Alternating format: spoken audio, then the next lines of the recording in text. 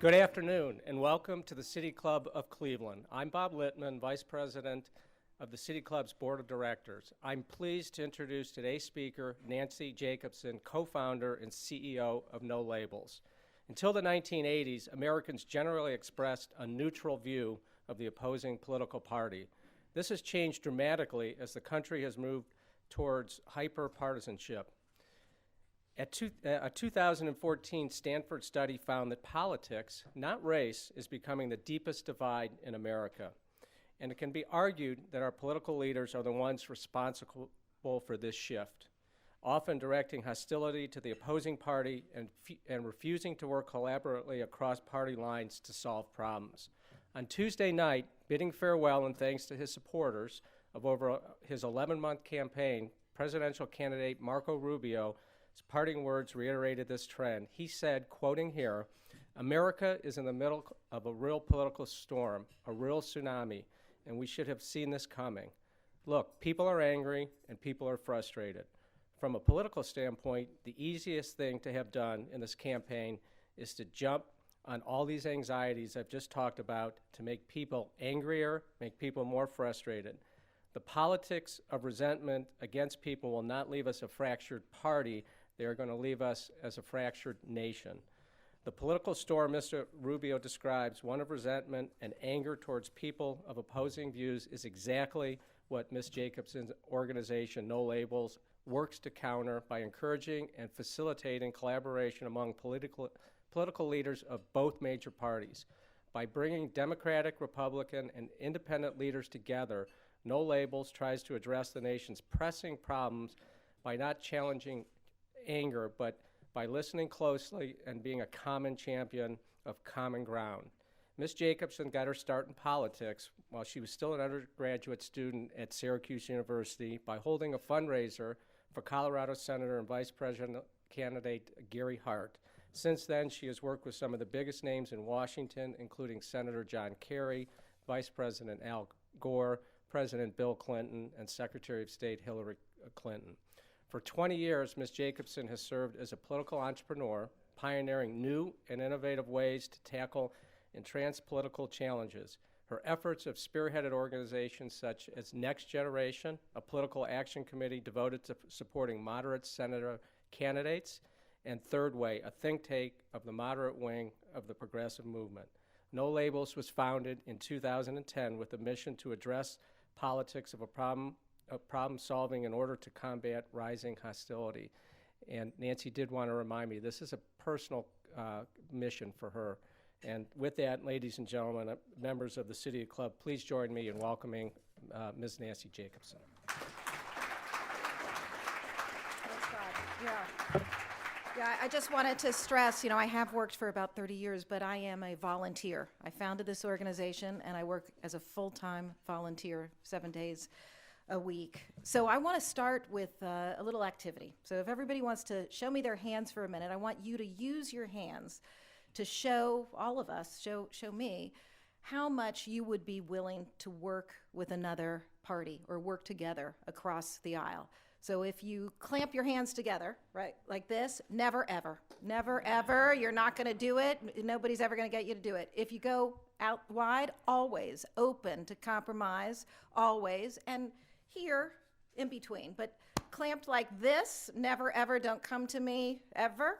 Arms out wide, I'm ready, I'm open. I just want to know who's in this room. Where are we? Oh my goodness. Okay, so this is great. I don't see anybody. I don't think anybody's clamped here. And then I just want to ask you, so our leaders in Washington, your senators, your congressmen, where are they? Where do you think they are? Where are they? Does anybody? Oh my God. Okay. So, but there is back there's one. But really, can you imagine that the statement this sends? And let me just ask you, because the primary was just the other day, the candidate you voted for, who is that person? Is it a person that will never ever, or is it a person that is open? Bernie Sanders. Okay, that's great. That's great. Well, okay. So hopefully there's hope. With all this in mind, I wanted to know, it's true, I had an entirely different speech prepared for you today, several weeks ago, And I was looking forward to sharing with you something that was much more upbeat, more urgent, something to engage you in a vision and a plan to restore common sense and constructive governing to our country. And I still believe deeply in that vision, and I'll share it with you. But I tore up that version of my speech because the truth of the matter is that it's tough to be really upbeat right now.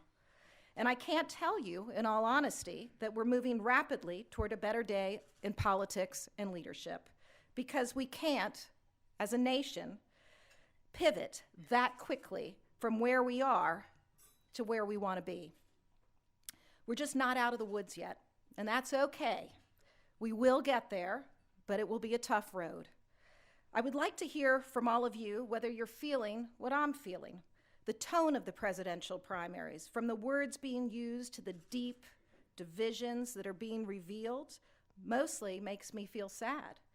And sometimes I feel frightened, especially as a parent thinking of what my daughter is witnessing. And sometimes I feel shame, mostly on behalf of the candidates, even though they don't appear to experience shame themselves.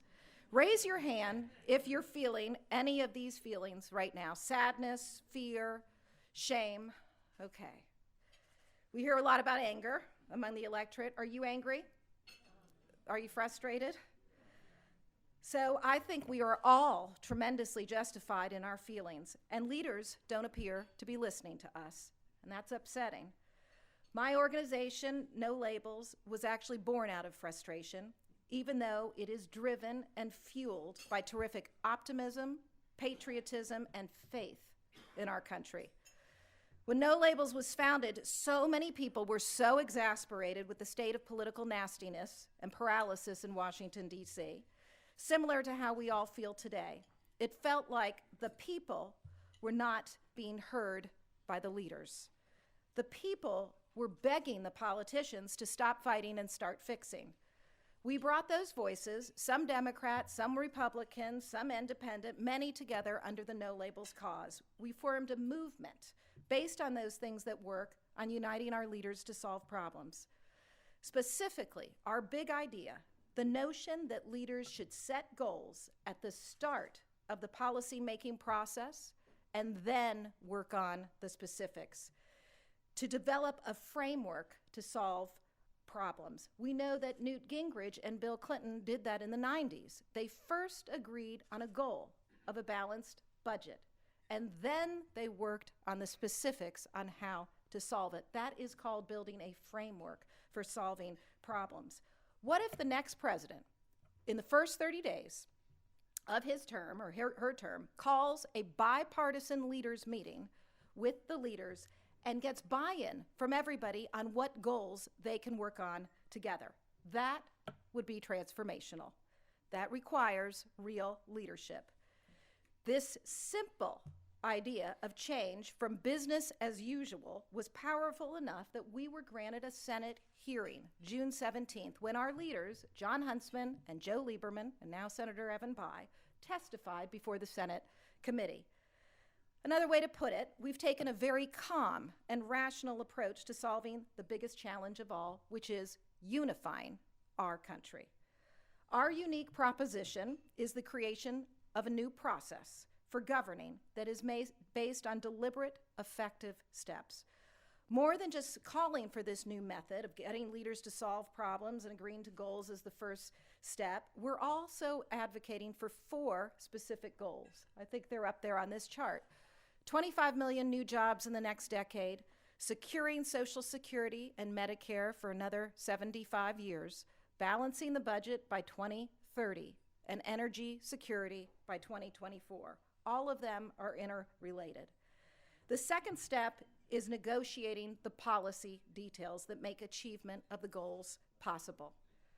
Simple, right? Straightforward, productive. But right now, I get it.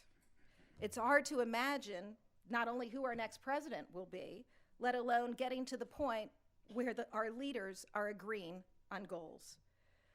Okay, so now for some good news. And as you all know, living in Ohio, swing voters do matter. They matter specifically in the general election. They can make the difference in who wins and who loses, especially if a candidate decides to run a swing campaign and directly appeal to them. A campaign that attempts through language and policy to unite citizens rather than divide them. A message that can allow a leader to get to Washington and build bridges quickly because time was not spent attacking and tearing down the other side completely. We hope for that kind of campaign in the general, but if we don't get that, there are still possibilities. A president needs the opposing party to pass legislation. So having leaders willing to work with either party to negotiate and solve problems becomes vital. I know it's hard to see the light at the end of this year's political tunnel, but I'm telling you, we can get there. The positive impact of our organization and the enormous potential of the constructive work we're going to do this year rivals any other interest group in Washington for a number of key reasons. First, there's no one else like No Labels. We are the only organization in Washington, D.C. that works daily to bring both sides of the political aisle together for solutions to the big issues. Second, we're supported enthusiastically by rank-and-file voters of all political stripes. We're with over 1 million citizens across this country that are part of our effort. We're supported by our nation's youth. Right now, there are No Labels college chapters, not just on 25 or 75, but 100 college campuses. All of these citizens have something critical in common, and I bet you share this too. We want our leaders to follow through with action and actually do the work of uniting the country when they get into office. We all crave the kind of vision and commitment we know existed in our country's founding fathers. These men didn't always agree with each other. They debated fiercely what the foundation of our country should consist of. The areas where they found agreement are what made our nation so great and so strong. This faith in the strength of agreement is what binds and inspires the citizens of the No Labels movement. The third thing that makes No Labels special is the coalition we've built in Congress, a group called the Problem Solvers Caucus. It has 78 members. We're equally divided between Republicans and Democrats, and we believe this group is going to be closer to 100 by the end of this year. I can't emphasize enough that growing this group is the key to forging peace in Washington, D.C. after the war of the 2016 election. The group is already strong. They already work together. We get members of the caucus together every month to talk about issues they can't agree on.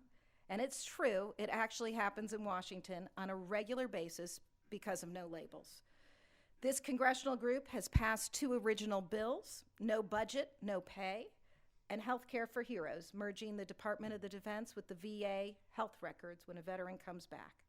And most recently, we've helped to introduce 2 resolutions, one in the U.S. House, one in the Senate, calling for a national strategic agenda on those 4 key goals I mentioned earlier.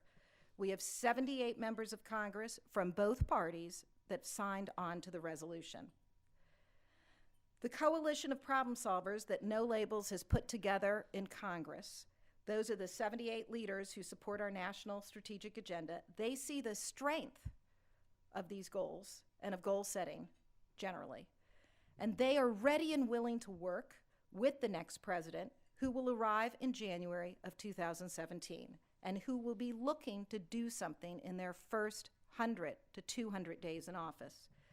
No Labels has given these leaders a place where that open, collaborative attitude is a good thing, not a political liability. We must grow and support this group of leaders, and I will ask your help in doing that today.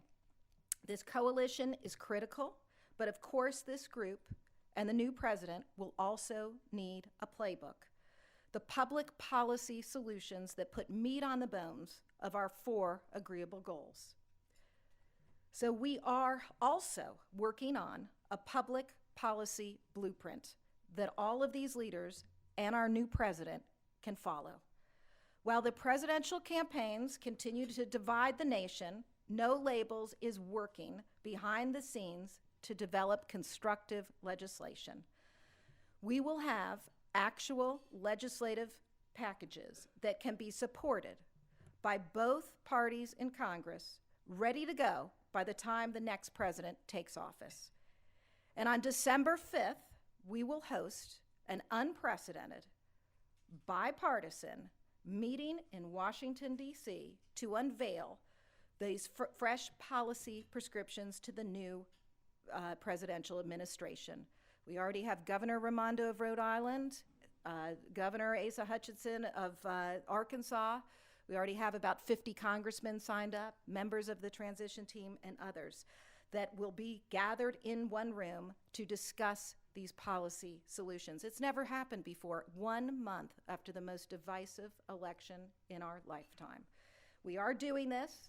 It's the right thing to do, and somebody's got to do it for the sake of the country's reconstruction after the election war. And the development of these innovative policy ideas is already underway.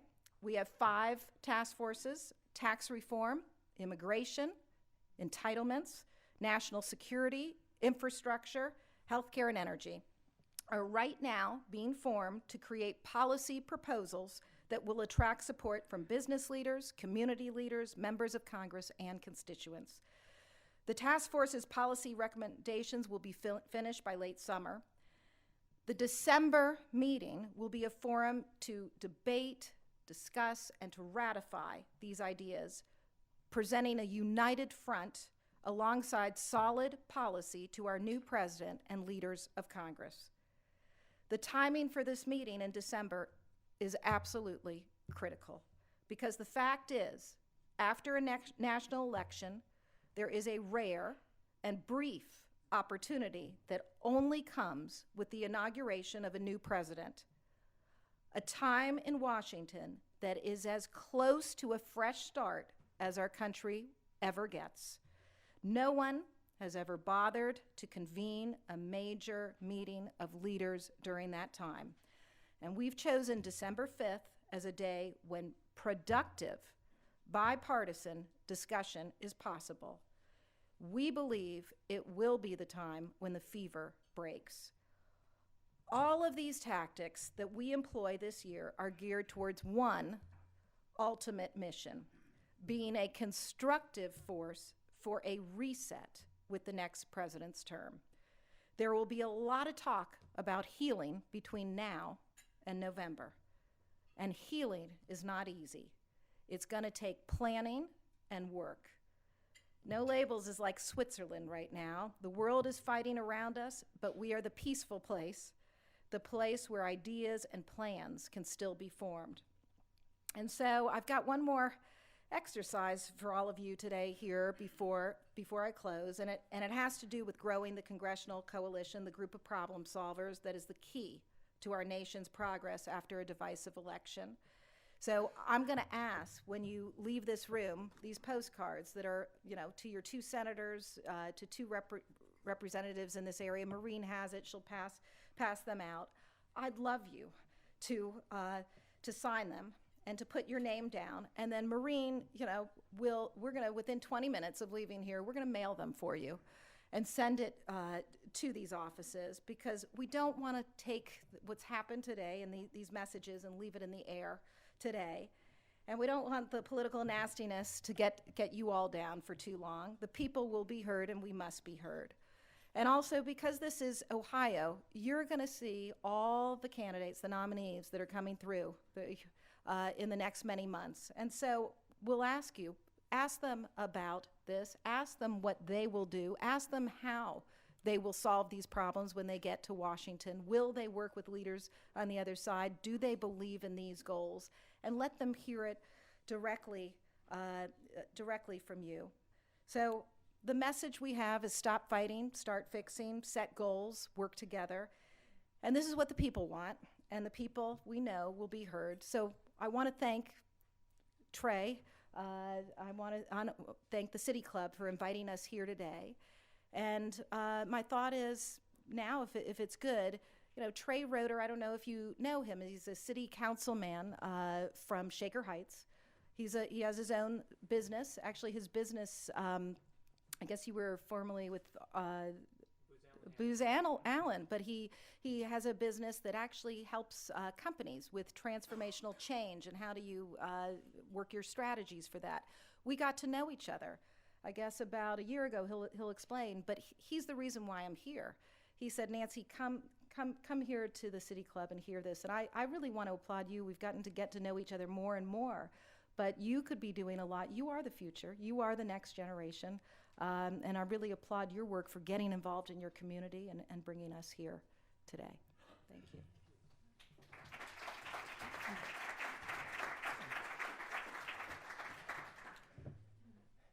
As you heard, Nancy Jacobson has been in Washington, D.C. for 30 years, and she knows fully how difficult this mission is. Yet, she gets up every day, 7 days a week, volunteers her time for no compensation, for the sole purpose of making our country better. I think that deserves a round of applause.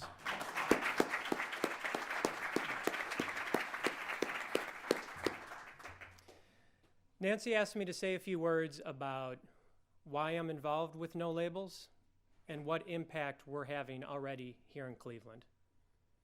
There's no better way to explain why I'm involved with No Labels than to tell you a story that just happened this week. On Tuesday night, my son came home from the Model United Nations. This Model UN was held in Columbus. Coincidentally, they were in the same convention center as the Sanders-Clinton debate.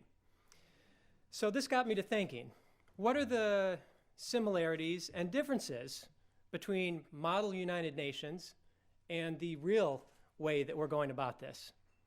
So I asked my son, I said, at any point when you were making your arguments, did anyone make fun of someone else's appearance?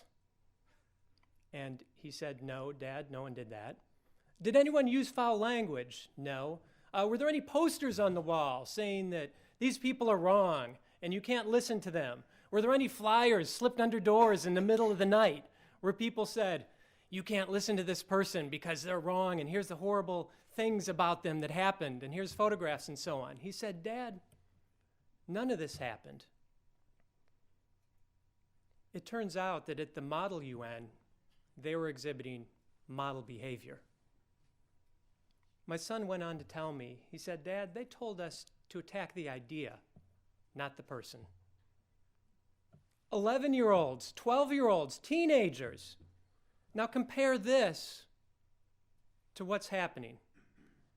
Why am I part of No Labels? Because when my son comes home from Model UN, I want him to be able to turn on the TV and watch what's really happening without being embarrassed. I want him to see that model behavior demonstrated by our political leadership, and that's not what we're getting today. What is the impact that we're making? Last night, we met with the Northeast Ohio City Council Association. I'm on the board there, and I thought, well, we had Nancy in town talking at the City Club, why not have her talk to a group of locally elected leaders? The Northeast Ohio City Council Association represents about 39 or 40 of the cities here in Northeast Ohio. And I thought it would go well, but I was amazed at the nerve that we struck with this group of people. We ended up having a 2-hour conversation, open dialogue about the frustrations that these folks are feeling as well, and about how this message of collaboration, of working together, of focusing on the idea, not the person, truly had an impact on them. And already this has set a variety of wheels in motion. One city council talked about a resolution that they want to pass. We had a discussion with some of the leaders this morning about how to get the word out about No Labels. So this is catching fire. This is something where when people hear about it, the more they hear about it, the more they like it. Now, the most common thing I hear from people when they say, when I tell them about No Labels is, that's all well and good, but can we really do this? Can we really make this happen? Well, first, we know that we can because we already are. As you heard, there's 78 people in the U.S. Congress who've already signed on to this. There's resolutions that have been passed as part of No Labels. 8 presidential candidates came and spoke in New Hampshire to 1,000 people, Republicans and Democrats and independents in the same room. But I also firmly believe that this is going to work because it's what the American people want. We want this of our political leaders. We want to work together. We want to collaborate. We understand that there's no one perfect solution to everything. And that's what No Labels is about. So we have the American people who want something, and we have No Labels working on exactly that thing. Now, there's a lot of noise in the process. There's a lot of things that need to happen, and it's not going to be a straight line. But there's no doubt in my mind that No Labels is on the right path, and that if we keep working on this, and if we work on it together, we will get there. Thank you.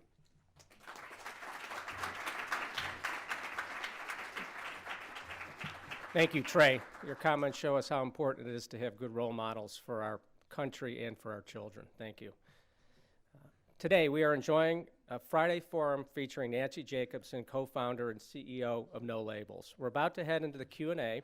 We welcome questions from everyone, City Club members, guests, students, or those of you joining us via our radio broadcast, webcast, and our new live simulcast at the Parma Snow branch of the Cuyahoga County Public Library. If you'd like to tweet a question, please tweet it to @TheCityClub, and our staff will try to work it into the program. We encourage you to make your questions brief and to the point. Holding the microphone today is Content Associate Teddy Eisenberg. Thank you, Teddy. May we have the first question, please? Good afternoon. You mentioned immigration as one of the task forces in your speech, but I don't see it up there. Will it be definitely addressed, though, on December 5th? Yeah, no, absolutely. I mean, so December 5th, we have about 6 of these task forces, and it actually is something. And, you know, what we're thinking of at No Labels, because it has been a topic that's been so stuck, is there a new way that we can start the discussion on immigration, that we can start moving things? So I'll just share with you a little story that happened about 2 months ago. We were meeting with some of our members of Congress, and our thought was, what if we were able to talk about immigration reform with entitlement reform? What if we could have a conversation together, those two different topics together? And so as we went around the room figuring out where the congressman stood on that, there was a gentleman from probably a red state who said, you know what? If you tie it together like that, I can sell that to my people. I could sell the notion we need to bring new workers in to pay for older workers. I could get that done. And so I thought, maybe there's something here. Maybe we got to think more creatively and freshly. So I went to the woman that runs La Raza, the key Hispanic group in the country, and I mentioned that to her. I mean, she's defeated. I mean, just defeated. And I just said, you know, I had this conversation. She didn't believe it. She didn't believe anybody wanted to have the conversation. So I said, you know what? I'm not going to waste your time. I'm going to check it out, and I'm going to go back. And actually, 2 days ago, I went back to the congressman, and I said, I heard you said it. Do you mean it? Are you really open to an immigration conversation if it's taught? He said, absolutely. So our next step will be a meeting. He called out some of his crowd together, and I'll bring in, you know, I was meeting with former Senator Mark Pryor the other day, or Mac McClarty, or, you know, we have so many leaders around this organization to come in and start seeing, can we get somewhere there? So it will be there. We're going to talk about it. We may pair it with another issue. Good afternoon. Thank you for coming. I was wondering if you could help me understand what in 2010 in particular prompted you to found the organization, because when I think back over the last, say, 15 years of our political culture in Washington, 2010 is not a time that I associate with things not getting done. Quite the opposite. In 2010, a lot of things were getting done. Now, you can argue they were the wrong things, or they were being done in the wrong way, or they were being done not on a bipartisan basis. So what was it about 2010? So personally, you know, I had spent about 14 years working with Senator Evan Bayh. He decided to retire from the United States Senate because he had sort of had it there. And I came up with the idea, figuring out what to work on. But I had seen, you know, and I know this was sort of a year after President Obama was in, but it was divisive. I mean, it was. And, whether we like it, not like it, whatever, the truth was we were seeing, healthcare, it was passed. I think without a single Republican vote, there was a lot of tension. There was a lot of dissension. People were turning off. And I just realized, listen, we have extremes on both sides. We've got to have some sort of moderating force. So that's really what that was. I'd like to ask you about what are you attempting to do to end the self-segregation? When I was young, you watched Edgar Murrow, Roger Mudd, Huntley Brinkley. Now we are self-segregating ourselves, Fox, MSNBC, BBC, PBS, and also this self-segregation has gotten to the point of where our cities, our zip codes, and our blocks, and even in some cases of people we talk to, all think alike. Thank you. That, absolutely. And people talk about that a lot. There's only, so much you can do. But I believe, and that's why last night was so incredible to me to see it. That is true. And I don't know if this little organization is going to be able to. But what I see with Republicans, Democrats, and independents, and I'll honestly tell you, everything we do poll. Polling's good because we know where the citizens are, right? And I think what we've got to stay focused on are where people can agree. The majority of people agree on those goals. And I think we hear it everywhere. And everybody, I'd love to hear from all of you. Our Republican friends, our Democratic friends, our independent friends, everybody is uniting now in this sentiment that something's gone wrong in Washington, that 535 leaders up there, for some reason, they're not listening. And I think that's what you see. So it may be different viewpoints, that's true. But that's also what makes America great. We have to respect ideological differences. We want to pride ourselves of respecting all different parts of people, but it also includes ideological viewpoint. But that doesn't mean we can't sit down together, negotiate problems together. I'm Alex Palovich, the No Labels chapter at the University of Akron. Oh, great. And, that was good. Can we give him a hand? I mean, that's good. Oh, it's very good. I didn't know. That's great to see you. My question is, the congressional problem solvers, how do you hold them accountable for their bipartisan efforts? Like, do you track their voting records, or how do you hold them accountable once they pledge to be bipartisan? So that's, as anything, we're only about 5 years old, and everything is staged, and it's methodically, done here. Now we're getting to ideas, because it's hard to hold people accountable if we don't have our own ideas. So we're still in that stage, and we're going to be getting to another stage where that will be.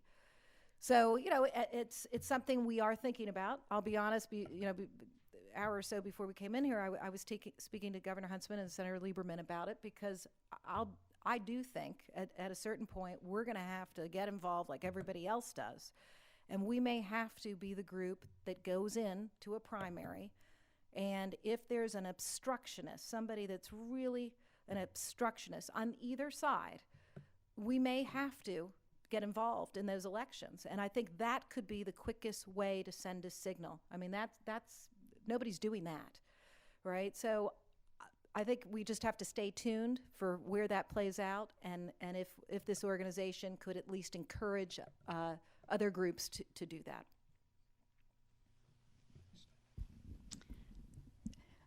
Gabriella Kaplan, MD, from LifeWatch Group.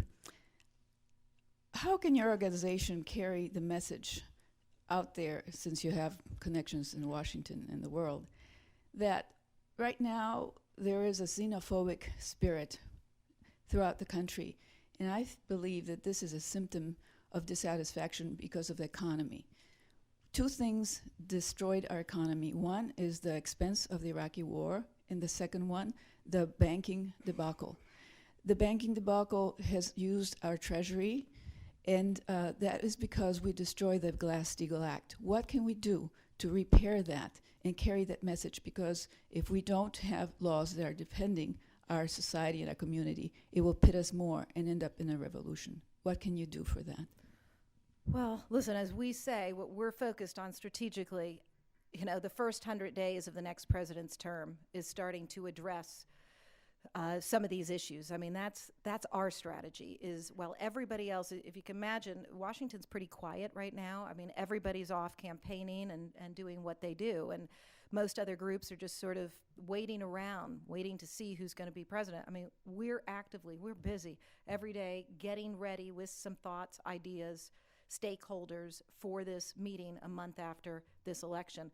The best we can do is get in there and inject some of these ideas and build coalitions of people that can stand with us to be ready, because the moment of change will be the first 100 days.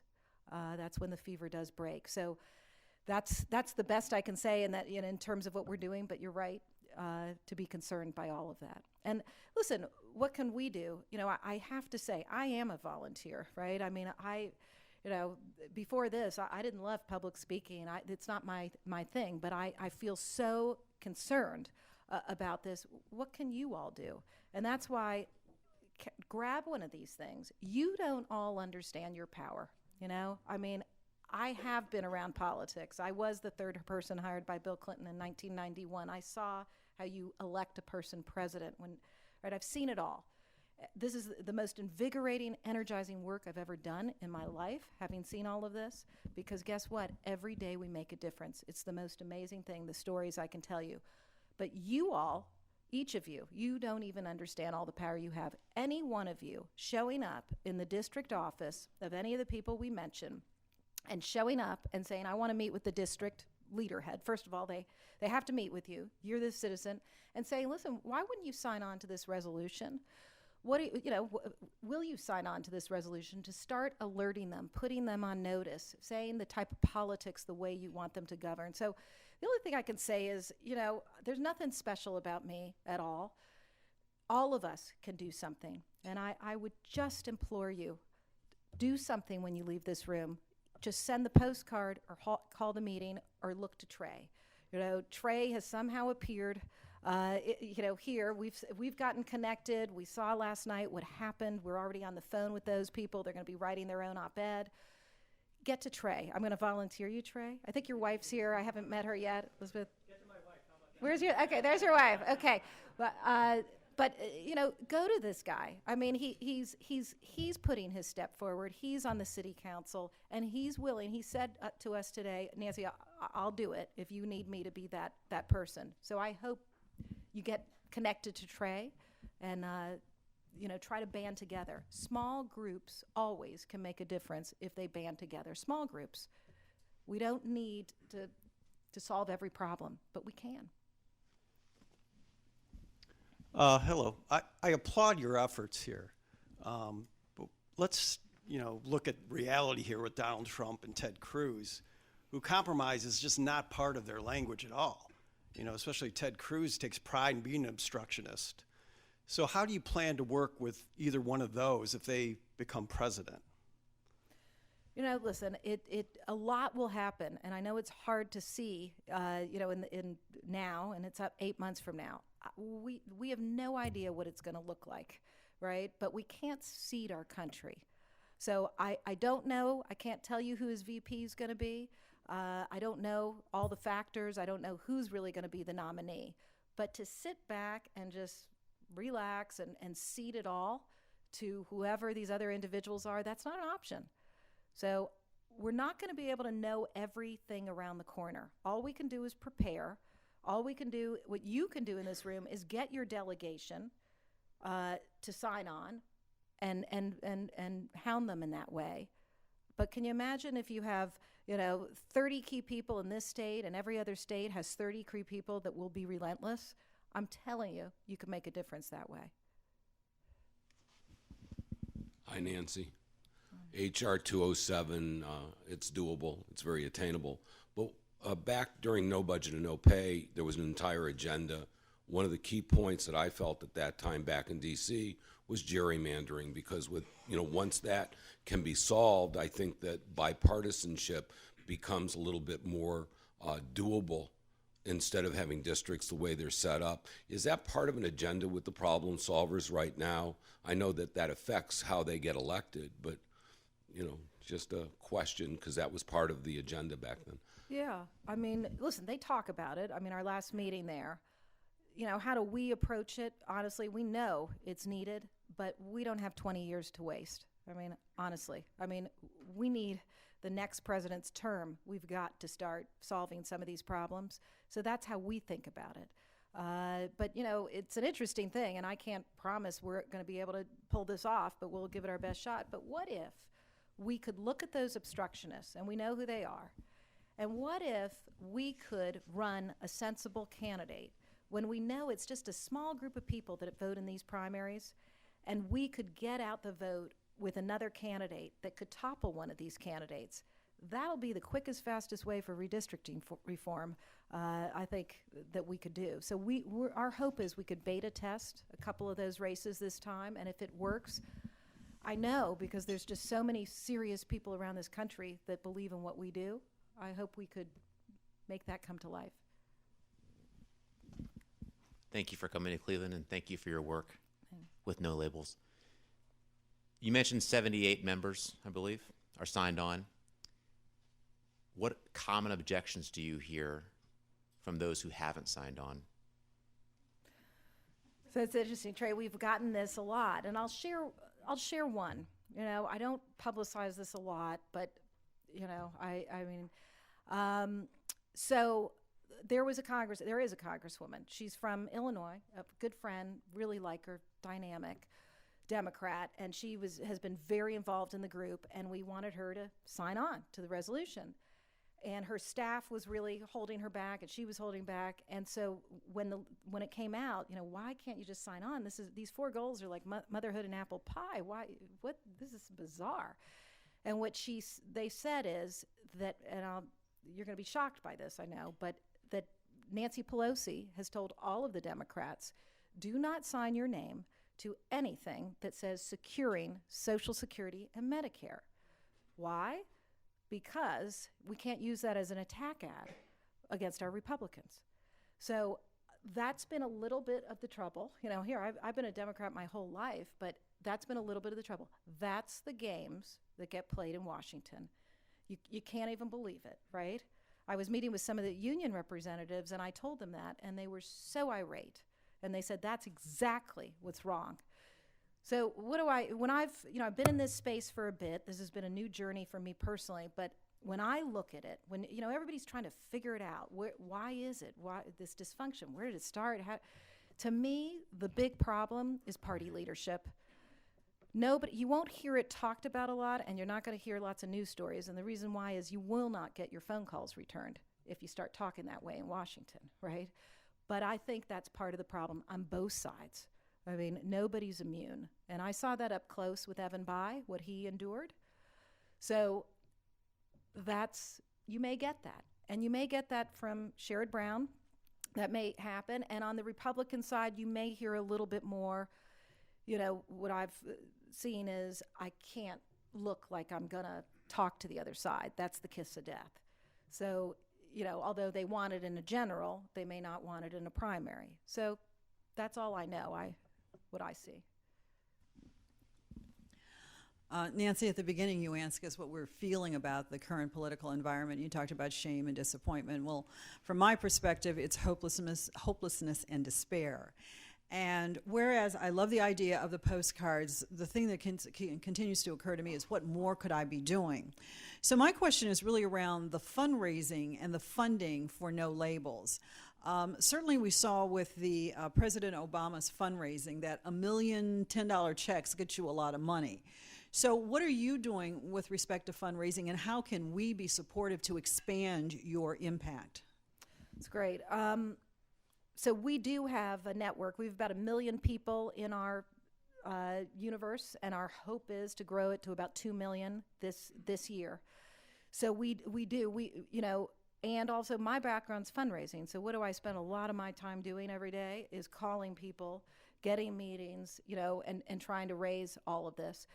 What I think is both are important for our citizens, but I will tell you what I think is so listen, we can always use another gift. There's no doubt about it. We have about 25 young staffers. Maureen, if you want to, Maureen is our deputy director. I will say, I'll give a shout out to You know, it's an interesting thing. If you saw our office, we don't look like everybody else. I'll be honest. Everybody's young. I am the oldest in it, but they're all young, dynamic, working, 7 days a week. Republicans, young people, everybody in their mid-20s. Maureen's probably one of the oldest. They're working, working together on that. But we spend our time really just raising money. The activation, we really want what we really want for citizens, because it's hard to ask people to do both, activate and money, we'd like it, is could we get our citizens really to activate, to go into these congressional offices. So when you say really what you can do, absolutely, a check is always helpful. What's even more helpful is going into that congressional office.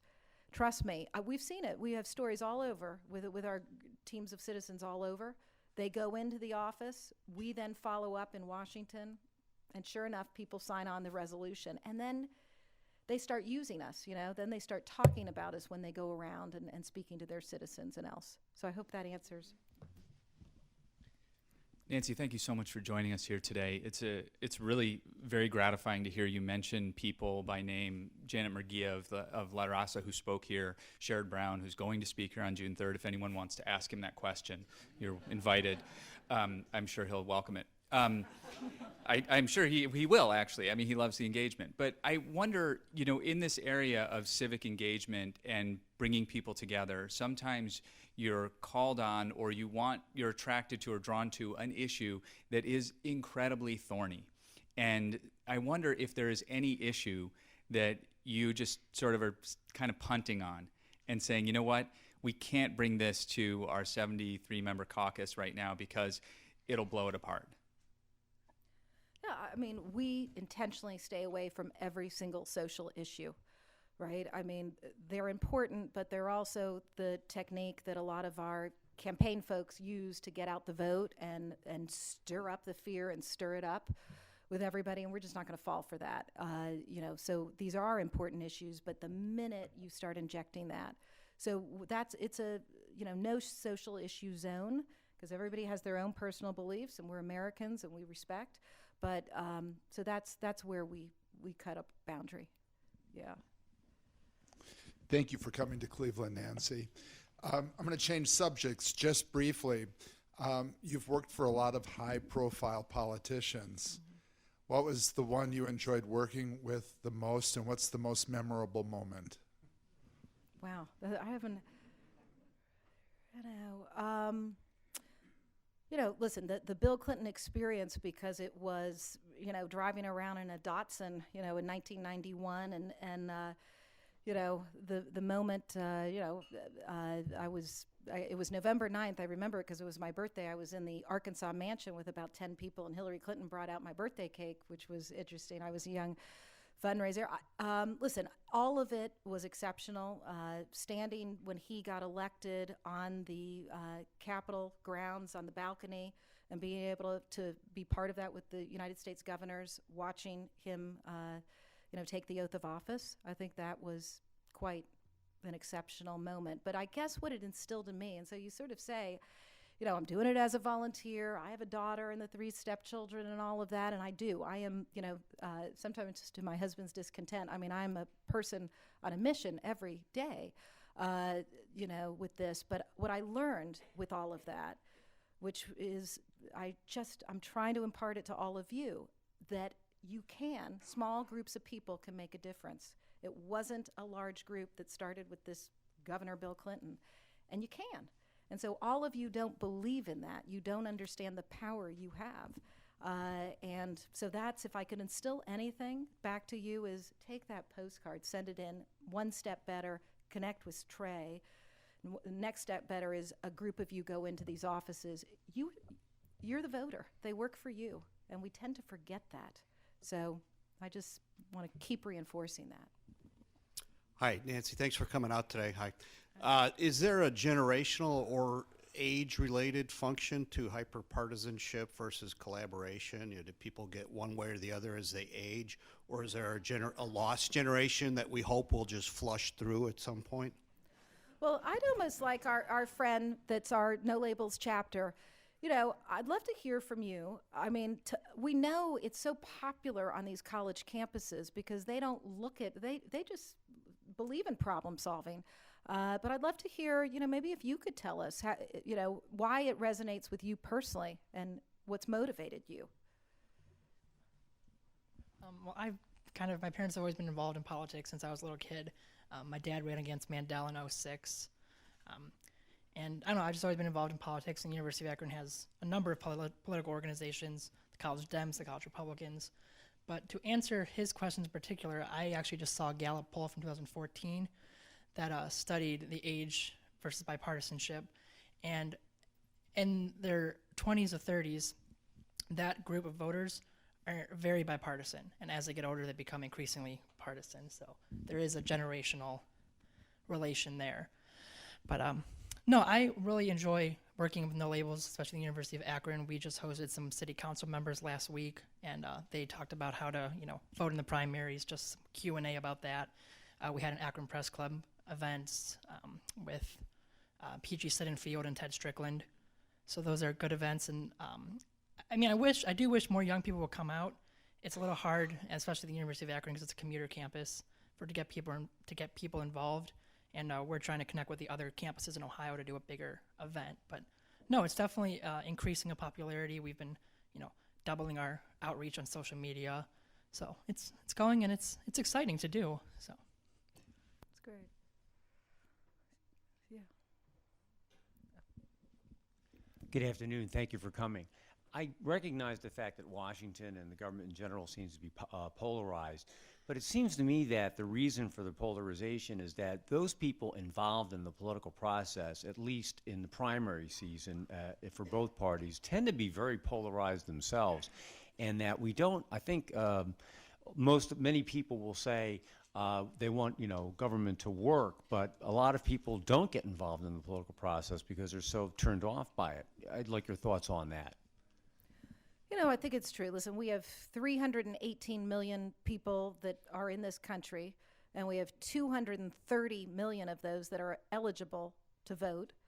And we know that 130 million vote, and 100 million people that could vote don't vote. And so, listen, hopefully in the general election, we'll get more of these people out. And we do know that the majority of Americans in this country are these swing voters, these independents. I think it's about 40%. So this state's important, obviously, for the presidential contest and whoever's going to win. And, I have a feeling more people are paying attention to this election. I think you're going to see more of these voters that stay on the sidelines, those 100 million, that are going to get involved and vote. And we know from all the polling we've done, the majority of people in this country like stop fighting, start fixing, having our leaders be problem solvers, whether you're swing, and many Republicans and many Democrats as well. So we think it's the majority, and we'll look forward to the general. Hi, I have a real simple question. At least I think it's simple. What's No Labels? I mean, I've heard about the organization, I've read about the organization, but I don't see how the No Labels connects to the organization. You mean the name itself? Yeah. So what it means is putting labels aside, no labels, to solve problems. So that's how it connects. It doesn't mean we have proud Democrats, proud Republicans, proud independents. It's not about giving up your label. It's about putting it aside. No labels when you walk into this room so we can solve a problem. Because what happens, and I've seen it with why it breaks down with these Congress people, by the mere fact that a congressperson's going to walk into one of our rooms to start talking, people give them a chance, right? So if you're a Democrat, you're going to listen to them a little bit more because you're walking into a place where we can put those labels aside. You're open to that. I hope that makes more sense. Good afternoon, and thank you, Mrs. Jacobson, for coming today. My name is William E. Johnson. I'm a student at Cleveland State University, and my question is, I've listened to what you're doing, and I thank you for devoting your life's work to that, but on a college and campus level, what are your strategies and your tactics on engaging students on a college level? Because I know that at that age group, you have more bipartisanship and we are a more in a progressive mind state. So what are your strategies, and more importantly, what can we do as individually? What can I do at my respective campus and my respective school to bring no labels to Cleveland? Oh, that's great. Well, first of all, Maureen will make sure to connect with you right after. Maureen's going to get you. You know, we have 100 college chapter campuses that are organized, that are official, right? So these days, I don't think when we were going back to school, now you have to register your group, and you actually get some funding from the university. So the good news is we have 100 of those that are now permanent chapters at these universities. So we got to get you engaged. In fact, 100 of our students came out in New Hampshire, where I met Trey. We had in October this huge convention with 1,500 citizens, and a lot of the young people, they were right behind the stage right there. So what we're doing is we have 2 people in our offices, Will and Evan, that work every day. So Maureen's going to get you. We're going to talk to you about how to get it, you know, sort of accepted by your university. And then we want you to keep expanding, you know, selling the message. So we'll talk to you after.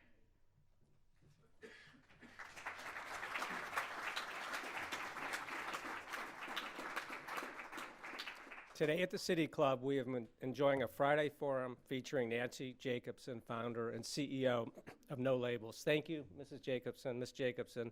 Thank you, ladies and gentlemen. The forum is now adjourned.